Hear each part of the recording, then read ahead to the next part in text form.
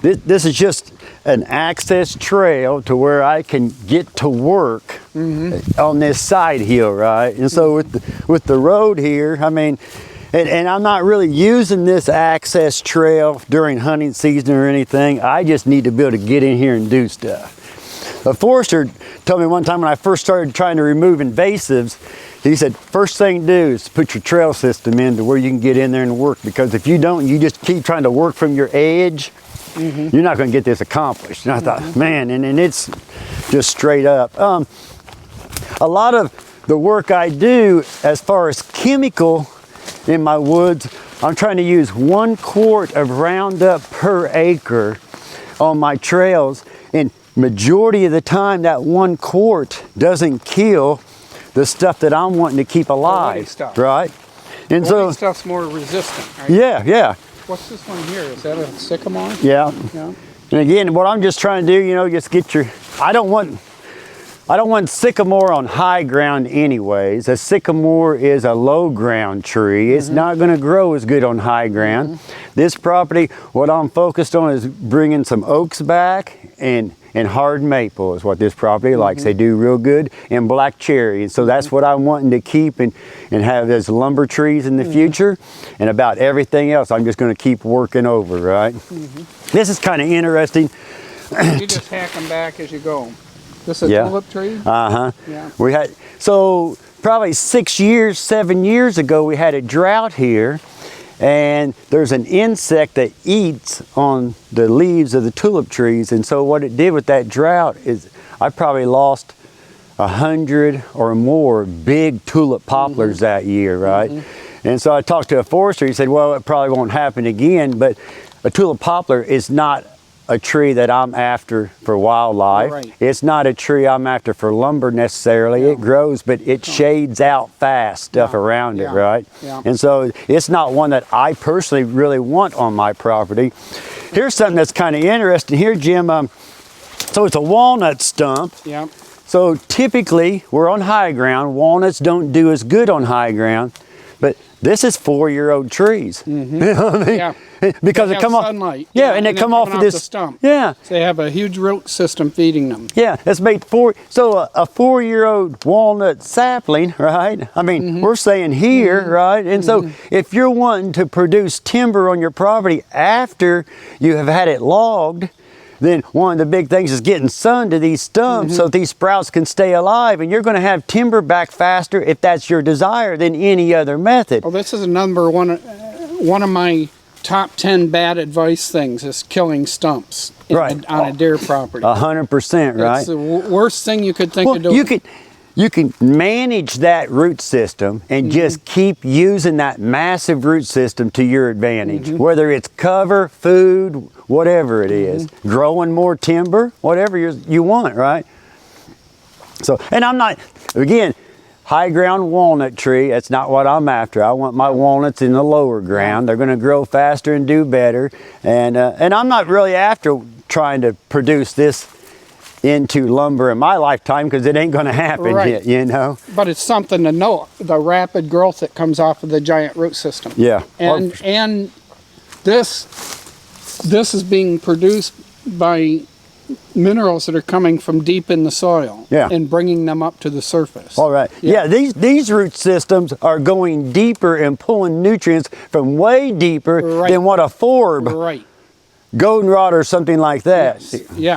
So it's so important, especially with food trees, you know, like maple or oak, to let those stumps stay alive, especially if, like, you know, I make little food plots in clearings in the woods, and I leave the stumps behind because I don't have a bulldozer, and I leave them all alive.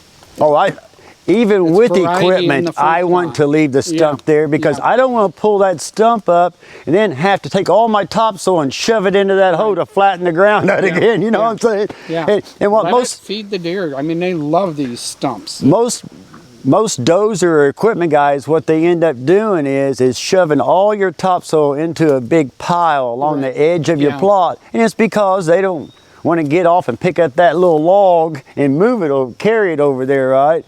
Because their blade won't hard to get, so they pick up dirt and push it all at one time. Another thing about this is, if this was like let's say a basswood stump or a white oak stump, these probably wouldn't be here because they're right along this trail. Oh, yeah, yeah. And they're going to get browsed back, but they don't browse back this, so it grows, what, 12, 14 feet high in how much time? Yeah, Pretty much. Yeah.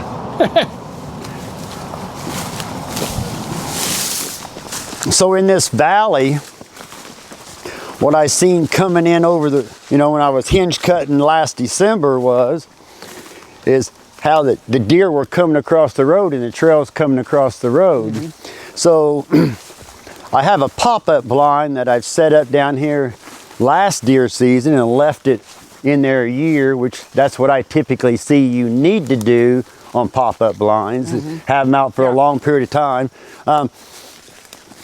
But anyways, that's the only stand I have on this side toward the front of the property.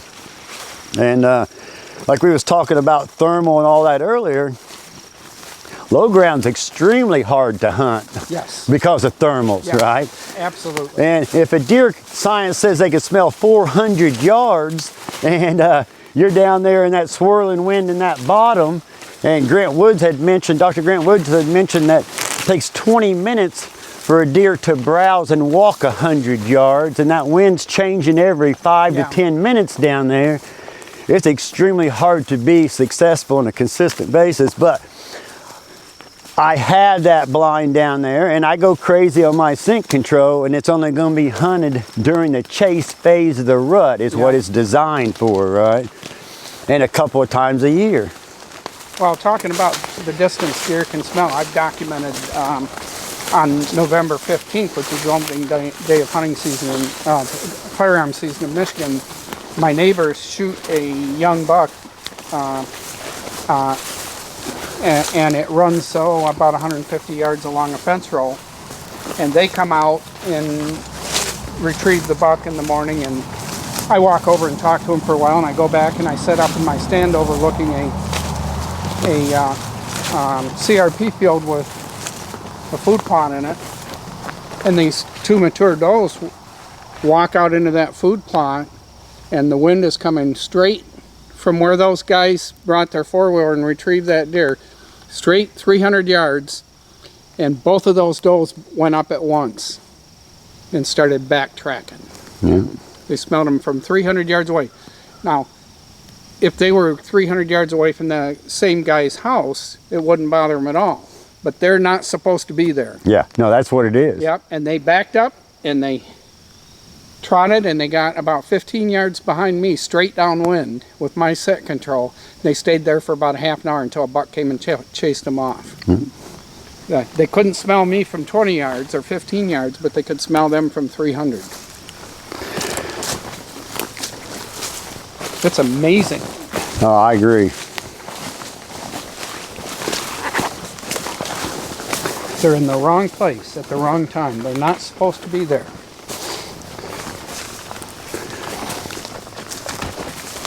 Meaning from the deer's perspective. Right.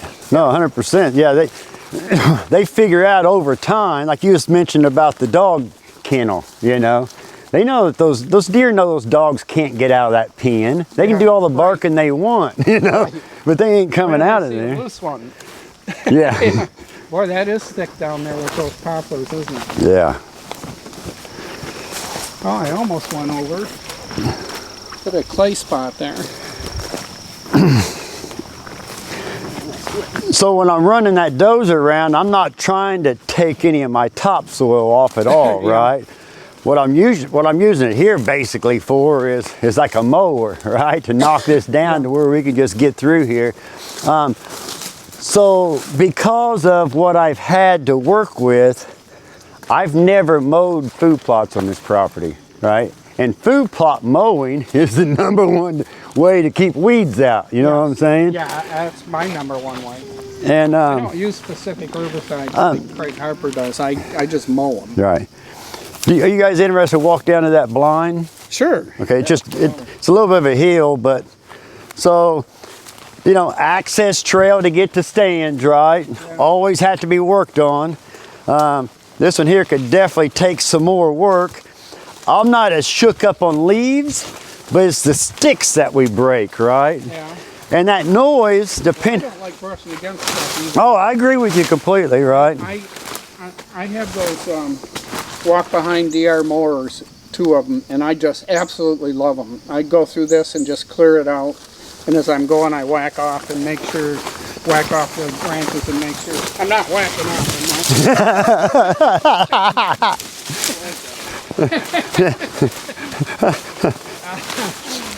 And making sure I don't brush against them when I go in. So anyways, you know how much work it takes to keep all these trails open and all that. And again, I haven't had the time this summer. I've just got out here to start doing stuff this year. But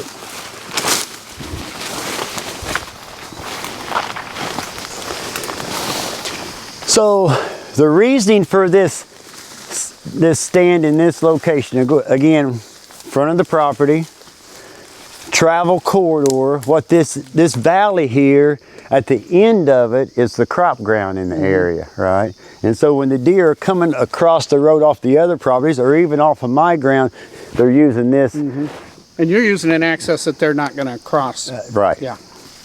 Or use. Yeah.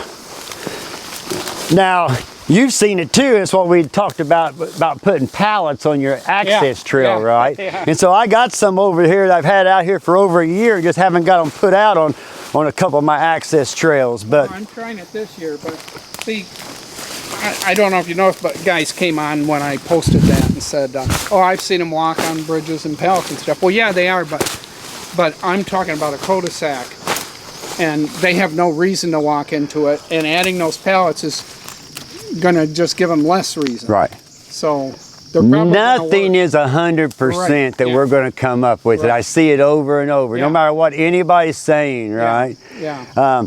I saw a deer levitate. Right. Oh, well, you saw it once. Yeah. I'm going to figure it's not going to happen to me. So in this spot, the other thing that I have is pretty good travel coming off that hillside over there with bedding up there. And so they're coming down. And so that's another reason this stand is here.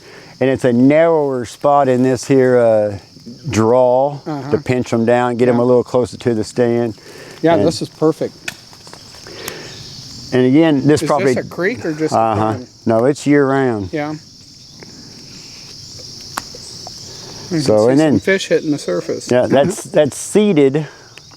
That trail is there all the way up and down the valley here, and then perfect. So then just ran the does that had knocked the weed. So what kind of wind are you hunting this with? It's gonna be west. Gonna blow straight back to our road down our trail.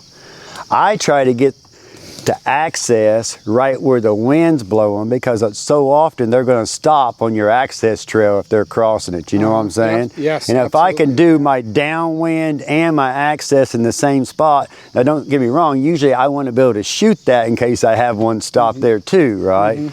But I mean, it's rare that you can get a perfect scenario. You know what I'm saying? And we're always working toward that. I have a couple of guys that come from New York each year to hunt with me. And what we started doing is at the end of the day, every day, write down, well, what we've seen for observation for that day, but any issue with the stand site that could be improved, right? And so it's just continuously improving that stand location, whatever it is. I'm saying pinching them down, more trails coming in for more of a hub scenario.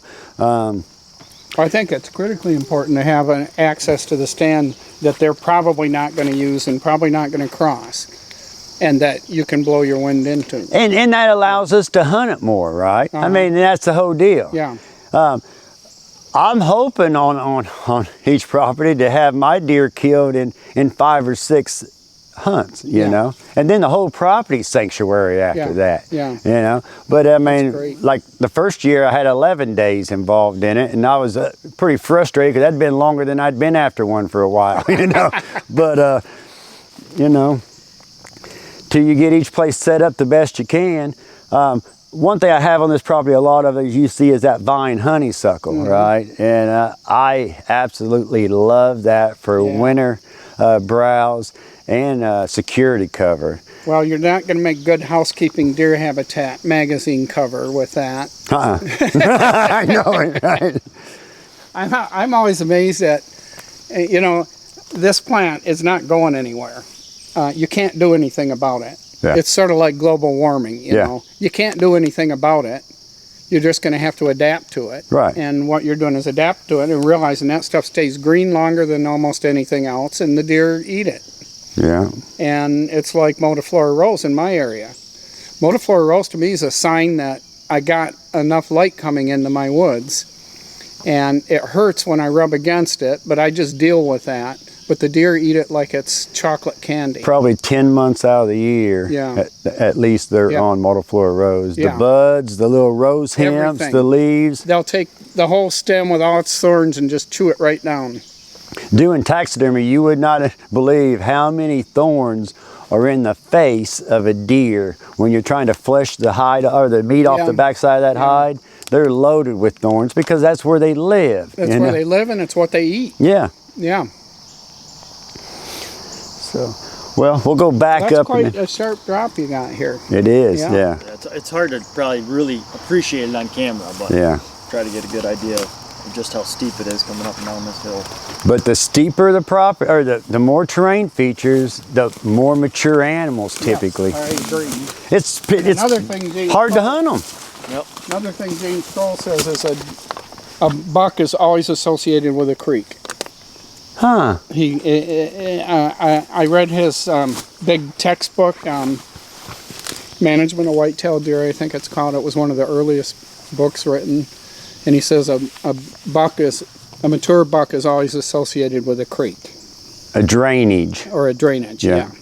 Well, this time of the year, and we'll see when we get over here, because of the sunlight I've got in this low area, jewelweed. Well, you can see the jewelweed out there, right? Yeah. Right now, jewelweed is premium food. It's got the moisture in it still at this time of the year, Well, late in the that's beauty of summer. it, it's full of moisture. Yeah. They can actually get all the water they need out of jewelweed. Yeah. I have massive amounts of it on my property, and that's what happens when you let sunlight in. Yeah. And then the other thing that grows right with it is the stingy nettles, and they like those and eat those standing dead even. Yeah. I don't know if you've ever ran into those and got all burned up from the stinging nettle, but you can take that jewelweed, take the bottom of it and break it and rub it on that, and the sting goes away immediately. Yeah. Well, yeah, that's really interesting. So there's things in these plants, right, that the deer know and can use. The hummingbirds are like crazy on that jewelweed right now too. Oh, are they? Yeah. Yeah, it's pretty steep. It's pretty steep. I'm wondering if you'd come down this after a snow. Oh, you're gonna have to, you're gonna have to pay attention, there ain't no doubt. Frozen ground, eh? So when I got this property, right off the bat, I said, there's no, between a 1 through 10 on whitetail properties, this will never be an 8. I might be able to get it to an 8, but that I feel like is it. And one reason is the terrain features make it tough. That's one of the reasons. The neighbors is another reason, right?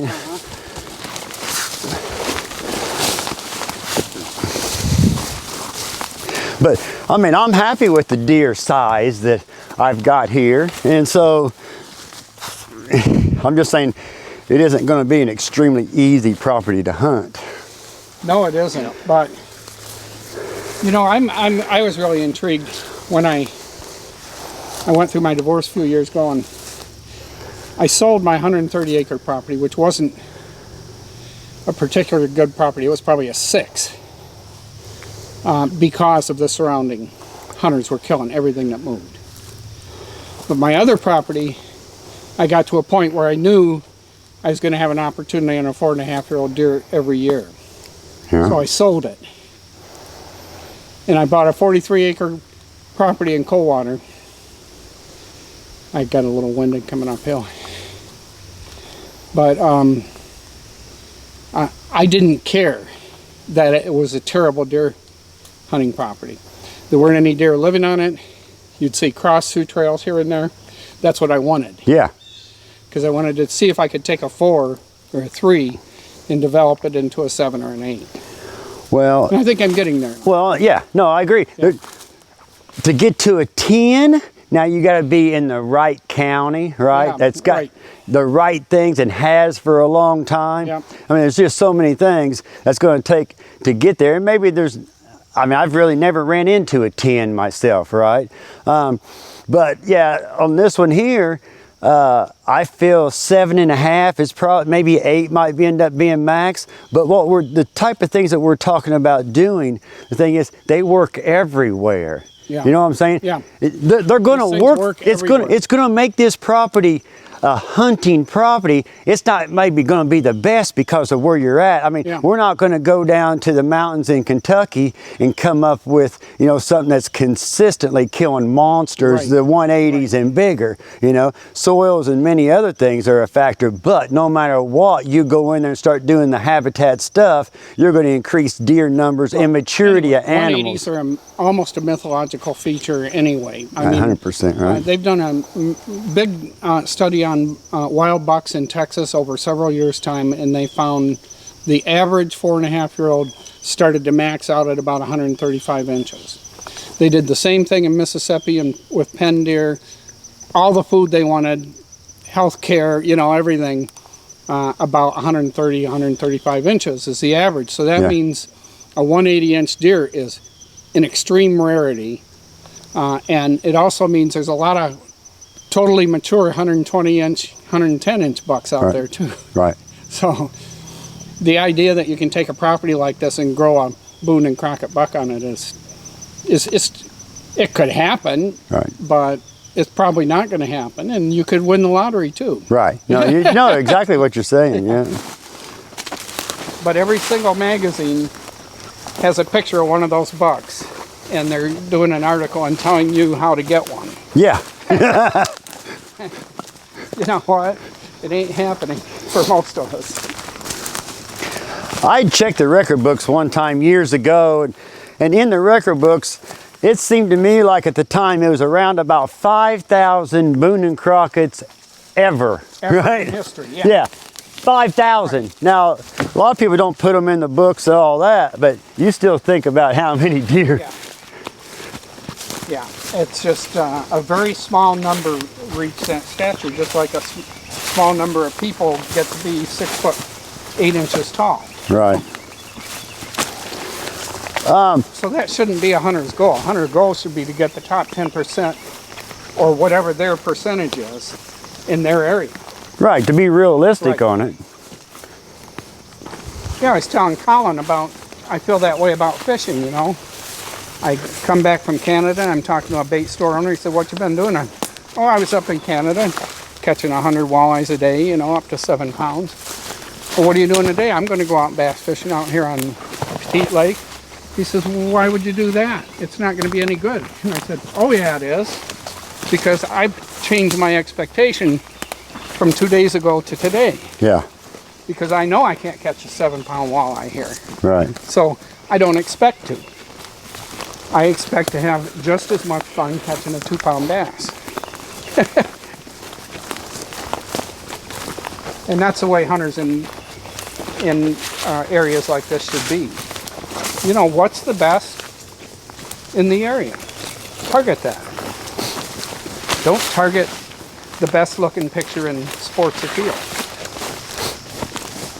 Because he ain't there. Probably. No.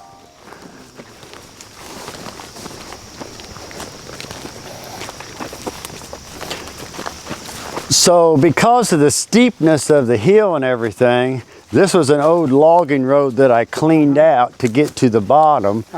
If you look up here in front of us, that's the property line. You can kind of see where the timbering has changed.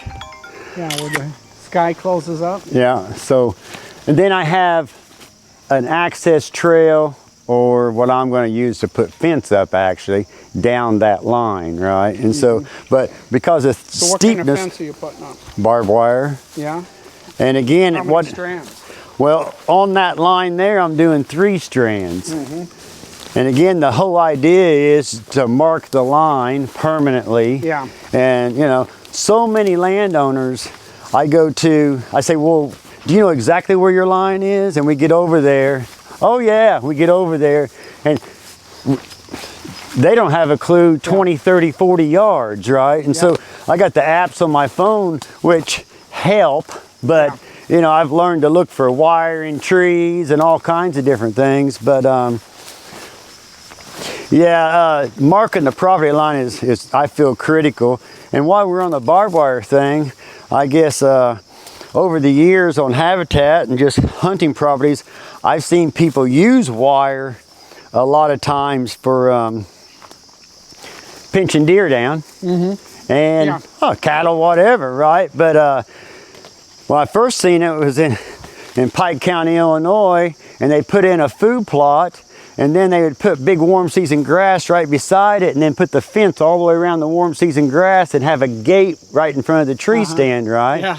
And it would work as long as they could get the deer to bed in that warm season grass, right? But that was the first time I started seeing wire.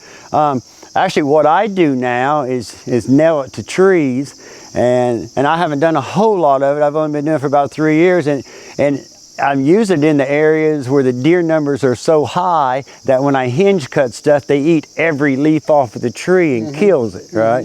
And then what you end up with as far as vegetation is stuff in there they don't want to eat. Grasses, ferns, or whatever, right? And so then nothing else comes in because you got that mat of vegetation. You got to knock that vegetation out. But so I've always tried to use hinge cuts to pinch deer down. And what I've realized is 5 strands of barbed wire nailed to trees through the woods. And how I go about it is I walk back and forth and see the lineup of junk species or junk trees that aren't going to be what I want to use for timber value in the future. And I use 2 claw hammers, and I'll nail to one tree. I'll grab a barb with that claw hammer, take it to the next tree and use it as a lever to pull that fence tight, and then just pound a nail. And it's fast and easy and cheap. For about 55, 60 bucks, I can get a roll of wire that'll do 5 strands for 75 yards, right? And then if you want to really be 100% that they're not going to get through it, that you can get them to come around the end, I hinge cut trees and lay it on top of that wire right next to where I've nailed it to the other support trees, and make a roof on it. And they walk up to a 5-strand barbed wire 10 inches apart with a roof on top of it. They decided to take another route. Yeah. Just the easiest route, you know. And next thing I started seeing in those areas where the deer numbers were so high that this was useful to do, they started bedding alongside that fence because it's the only security cover in the whole entire area in their face. Everything else is denuded. By gone. Yeah. You know, and so, but I'm just saying there's been a lot of things I've learned and seen that guys have done over the years, and I see they're working or they're not working, and then I go with that, right? Yeah, and so that's exactly how I do things too. I mean, it's not something that I come up with, but I'm smart to say, hey, this here's working, right? So you look and see what really works and what doesn't. But you have to have time and effort and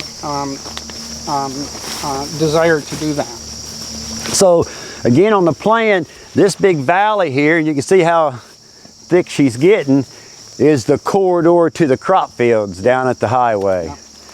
And what kind of crops they grow? that's corn this year. You know, they'll rotate it, corn, beans. Here's a pretty interesting tree in Indiana, and I don't think you guys would have this. That is a pawpaw tree. Yeah. I was going to ask you if you had any of these. We're loaded. Yeah. I mean, too many, right? And so you get a pawpaw in a shady situation, it hardly produces any fruit. They need a lot of sun to produce a lot of fruit. But what I also have seen is when they make their colony tree, and they'll shade out underneath them, and so deer will use them for bedding pockets. I've got a spot exactly like that. I've got a sandy spot on my creek bottom, and it has about 20-foot tall pawpaw trees, and they lay right underneath those. Yeah. So sand. Yeah. So accessing this road to get into the property, you can see as thick as this. Deer aren't seeing us very far, right? And then we got the terrain features to come down through that little dip that they're not seeing us as much on, and close to the line, less disturbance. You look at the hillside. It's got to be a highway, right? For even though you have a low deer population, but still, man, yeah, this is going to get used. You see the hillside there, all that poke. There's poke all up through there. That's one of the #1 plants that come in after a timber harvest. I've got them all over my property, and they gobble them down, especially later in the season. Right now, we'll get close to some along a travel corridor, and they go up and just pull the whole top out of them and strip the leaves. Chocolate candy. I've watched them eat 2 feet of branch. They'll rub on the stalk so soft, of that. They can get the whole thing down. Yeah. But just another free. Well, you can see how they're traveling through that. I have areas where the whole thing is nothing but poke weeds like that in area, and you're right, fresh after you've cleared them out.